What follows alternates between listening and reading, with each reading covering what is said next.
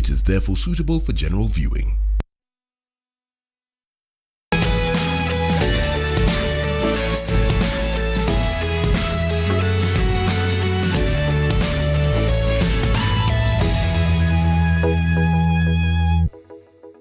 Welcome to The Business Coach, a show in which you're out to help entrepreneurs better their businesses. My name is Ian Dennis, and today on the show we'll be exploring the manufacturing business. On the first half of the show, I'll be meeting up with a lady named Mkamboi who runs Saru Organics, which is one of the plants, or rather the few companies here in Kenya that's manufacturing natural hair.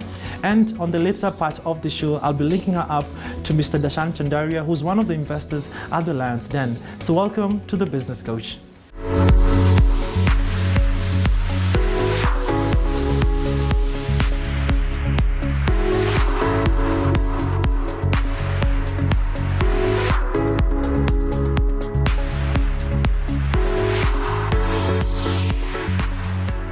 So Mkamboi, welcome to the show. Thank you so much, Ian. Saru Organics, such a unique name, such a unique product.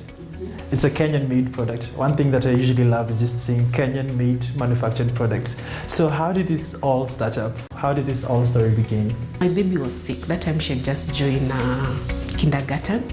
Then it became apparent to me, it's like every week she's getting a very bad bout of flu virus. And then it used to get her so down. So my cycle became Gertrude's hospital, back home, Gertrude's hospital, back home. And then the kind of antibiotics she was taking, it started like making me nervous, like, and this just too much for a kid. Yeah. So I used to live in Nairobi back then, and then my neighbor was a PhD student at Nairobi University. I can't remember what she was doing, but something to do with science. So she was like, why are you always in a hospital and stuff like that? And I explained to her that Shani always gets this virus and stuff. And she was like, can you go buy moringa from supermarket? It's there at Tuskys. Just go get that moringa powder, come give it to that baby, and you'll never visit the hospital again.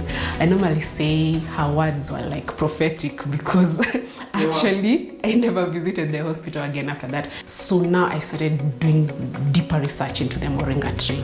I actually, Google was my doctor then. I actually came across a PhD research from an Indian lecturer who has done everything about that. So I did a complete research. And then the beautiful thing, they allowed me to download from their school institution site, and I kept on reading. Like, I went through that booklet. I noticed you read a lot. I think writers are interesting people. So what did you find out from your research? The oil now, which is something that as we're doing the powder. So I discovered the oil that's from the seed. It has something called behenic acid at 14%. Now 14% is very high to find behenic acid in a natural occurring plant. It's the highest you can ever find. Most chemists can create behenic acid from lab, and then you'll be forced to buy at a very good rate. But now this one is coming free, not unaltered, not compromised, just as pure and natural as it can. And behenic acid is one of the best ingredients for moisturizing products. So if you're thinking I need to create a moisturizing product for skin, for hair, then one of the key ingredients to have in your product is behenic acid. Then I was like, bingo. So how can I have this behenic acid to create moisturizing product? So what was the process now you setting up a plant? So you'd already researched on it, you've already known what ingredients are supposed to go into the plant. How was the process of now setting up the farm, Saru Organics?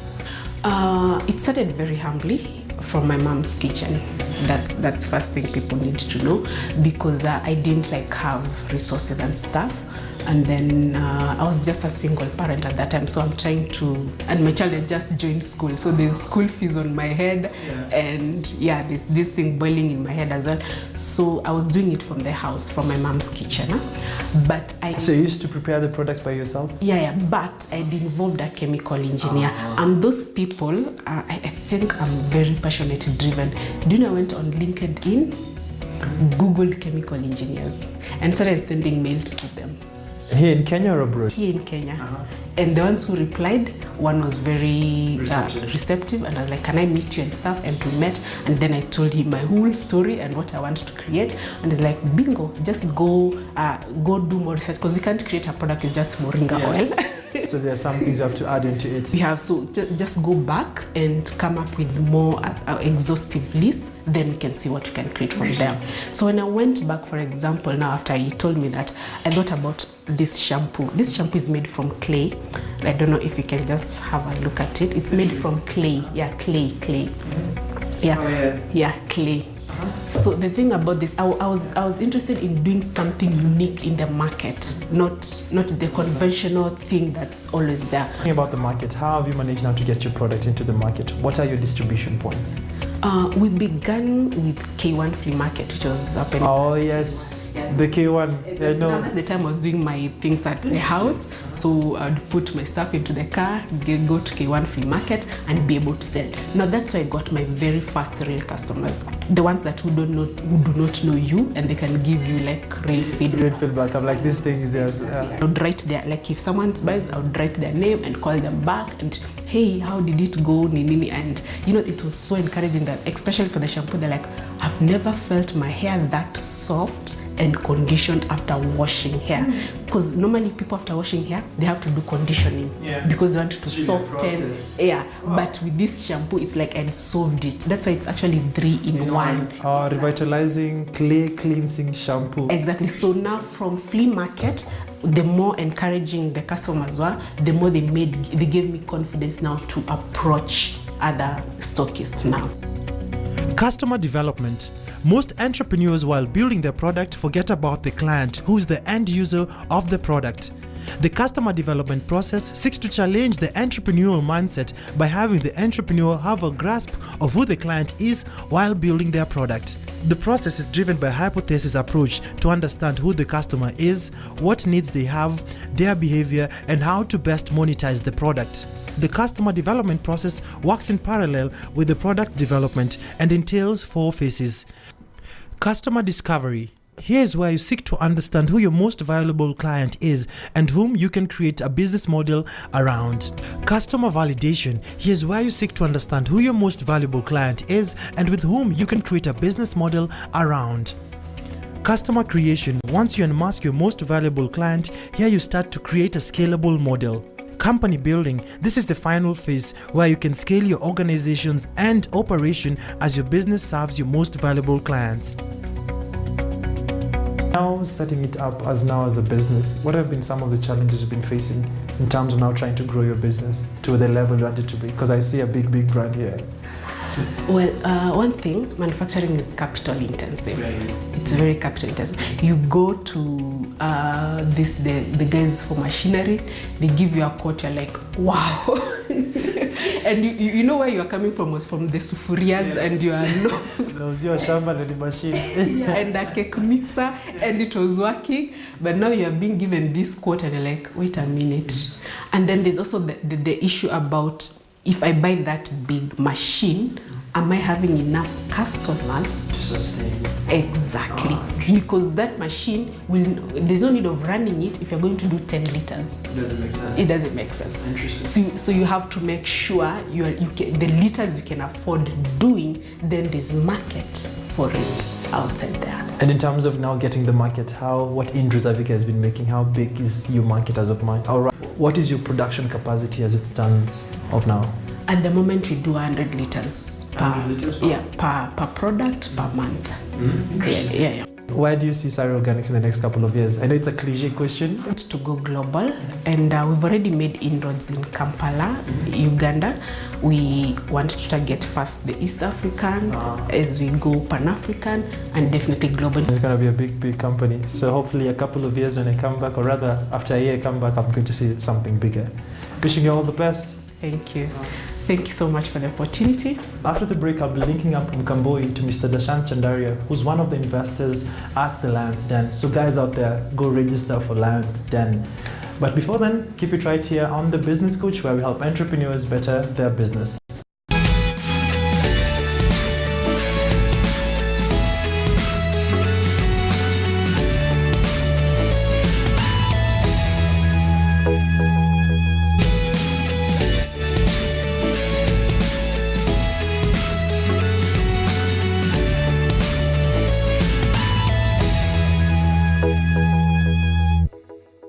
I linked up Mkamboi to Mr. Dashan Chandaria, who is the CEO of Chandaria Industries, which is the largest tissue and hygiene product manufacturer in Eastern Central Africa. Dashan, also most notable investors on the Lions Den Business Show, and has already invested millions of shillings in various businesses who have pitched on the show. Hi guys, how are you? I'm good. How are you doing? Yeah, good to see you. Yeah, Good to see you. It's been a while. Hello, how are you? Good. Yeah. Darshan. Mkamboi. Great. Yes. Great. Welcome to Chandaria Industries, the home of tissue. The whole tissue. The home of tissue. So she's in Kamboi. She runs Sari Organics. So Okay. she has a manufacturing plant. Right. So I want you guys to go have a conversation Sure. around the business. Maybe give her a couple of tips Sure. as the lion, and then I'm going to catch up with you guys later. Pleasure to meet you, Dashan. Yes. Mkamboi is my name, and I'm an entrepreneur with a startup, Sari Organics. Pleasure to meet you and hoping to learn so much from you. Fantastic. Thank you so much for coming. Thank you for your time. It's a pleasure to have you here at Chandaria Industries, the home of tissue. I've seen you have a variety of products from should I say, we have this pyramid. We have the mass market, the middle income, and the top niche. But I can see you've been able to target across that pyramid, which is not something easy for most entrepreneurs to actually do. Would you give us insights, how you are able to make sure you've touched every bit of the society? No, that's a very good point, and I think that's one of the very key selling points at Chandaria Industries. I mean, if you look at our brands, first, let's just start, right from the top. Velvix is our most premium brand. We were the first company in East Africa to come out with a 3-ply toilet tissue. Ultra premium, very high-end, very high-spec product. We then, dropped down to the normal Velvix 2-ply. This is the toilet tissue category I'm talking about. Velvix 2-ply, the nice and soft brand, Toilex, Rosie, and then we have a brand called Don Peke, which not a lot of people know about, but that's the bottom of the pyramid. Really, what we are doing there is, it's great quality, it's strong, it's absorbent, but what we've done is leveraged our economies of scale. We're saying we're recycling better, so we've improved our recycling process in terms of technology and process to make a great product, but make it cost effective for the bottom of the pyramid. Obviously, you realize, even from a business perspective, margins are different. So where we make Don Peke, you have to accept a very, very small, thin margin, but the volumes are large. And for the Velvix 3-ply, yes, you make a better margin, but there's a very small market that wants it. But yeah, I mean, we've been able to price segment. So whether we're selling to supermarkets, wholesalers, shopping malls, hotels, offices, we have something for everyone. So let me digress a bit to Chandaria Capital. And you invest in other businesses. Would you kindly let me know, is this something that it's yours only or it's part of the family business? And if it's yours, how did you come up with the idea and what do you look for? What type of businesses do you look for to invest in? I always said that I'm not going to be the best at everything. There's going to be people out there who are going to be better than me. So for example, when it came to insurance, we've partnered with Barclays Africa. We now have a large insurance business with them across East Africa. When it came to our gold mining operations in Uganda, we partnered with another overseas partner. Like that, I said, look, there's a number of great entrepreneurs in the market. Great people doing great things, and they need not only capital, but they need guidance, they need mentorship, and they just need a little bit of guidance along the way as to how you should run a business, the different dynamics involved, especially in Africa and in Kenya. So I myself had a business to come back to, but I know the challenges that I went through as an entrepreneur and building up the businesses. So, and that's really where the idea was formed. I said, okay, look, we have an established business, we have the networks, we know the customers, we know the suppliers, we know the country, we know the region. Let's come in, let's find those next entrepreneurs or those individuals who are going to build the next multinationals, the next big regional businesses, and let's invest in them. And I can tell you, Chandaria Capital is one of the best performing companies in the group. Awesome. So what are the key things that you look for in, for example, we've seen you in KCB Lions Den, so I'm assuming when this entrepreneur is coming to pitch at you, what are those key things that make you feel, I'm going to take that deal, I'm going to work with that entrepreneur? Sure. So for me, I think it's very simple. A large part of my decision is based on the person. If I find that I can actually back that person, if I can invest in that person, if that person to me comes across like they are committed, innovative, and they have a clear vision, or at least a clear vision of where the business should go. I always say that having a clear vision is not very important.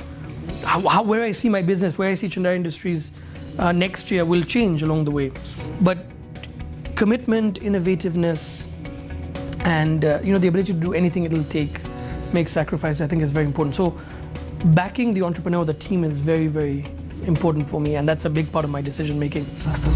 So probably as you wind up, I'd like to know, when you came in charge on board as the CEO of the Chandari Industries, what achievements can you attribute to you coming on board? Like, what can you say, I was able to take this company from A to this? What are some of those achievements? I have such an array of awards and recognitions. I mean, I was, in 2016 sort of winner of the Forbes Africa Young Business Leader of the Year for East Africa and Africa. All across, the Africa CEO Forum. I've been appointed to so many boards. Lions Den was fantastic. When they approached me to join, that was very, very good. And we continue to win all sorts of. We became only the second company in East African history to become super brands as Chandari Industries, not just for one of our brands. So it's not just Velvex, Rolex, Rosie, or Nice and Soft it's Chandari Industries. So we became only the second company in East African history. So we have grown from a group and at Chandari Industries from 350 people in 2 countries when I joined in 2009 to over 3,000 in 6 countries, 4 continents. So we continue to be committed, to doing great things on this continent and globally, and let's see. Wow, interesting. So what's that one thing you tell yourself when you wake up in the morning? That success is not a destination. It's a continuous journey. It's very clear. People say, I have arrived, I have been successful, right? But like nobody in the world, you look at Warren Buffett, you look at Mark Zuckerberg, you look at the most successful people, the people we say, wow, he's so successful. They still have other things they want to do. And I think for me it is, and you'll find that once you get beyond being financially driven, that the only reason you're out to be successful is, for financial reasons. Because I tell people, you can only eat 3 meals a day, you can only drive 1 car at a time, you can only live in 1 house, you can only be on 1 flight. So at some point in your life, your vision, your motivation goes beyond financial motivation. And at that point, it is having an impact in society. And for me, like I said, my life's vision is to transform as many lives as I can. So therefore, success is an evolving goalpost. So today it is to say, okay, I want to build the biggest, tissue and hygiene products business, in Africa over the next few years. But later on in life, I'll be saying, okay, fine, how can I work more with entrepreneurs? How can I do more for youth development? How can I do more for environmental conservation? Thank you so much for thank you. having me, and I look forward to seeing you again and getting your mentorship. Sure. And hopefully we can see what we can do with Saru Organics as well. Fantastic. Thank you so much. Thank you. Just from meeting Mr. Dashan Chandaria, the currently Group CEO of Chandaria Industry, and I think something that I can take away home with is sustainable development, because I'm keen on sustainable development, and I was very impressed to realize that for you to actually be able to have partnership with global brands like Disney, you have to have that impact assessment. What are you doing for the community? What more are you doing other than the profits? So they're looking about the environment, they're looking about your processes, your manufacturing system, how you treat your employees, and that's something we should all embrace as a manufacturing plant. And as much as you are a startup, I'm very keen on this impact, and going forward, this is something I'm gonna be practicing. Thank you.